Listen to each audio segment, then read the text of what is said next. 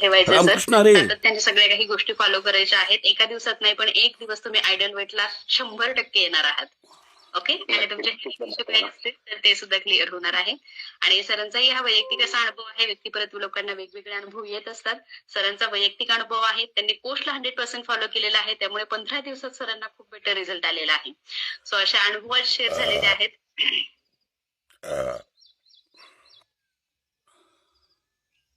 असे सुंदर सुंदर अनुभव शेअर झालेले आहेत. आणि आता वेळ झालेली आहे ती म्हणजे तिसऱ्या घामाच्या अंघोळीची. परंतु तत्पूर्वी सगळ्यांना मी पुन्हा एकदा सांगेल की उद्या आपल्याकडे गेस्ट वर्कआउट असणार आहे.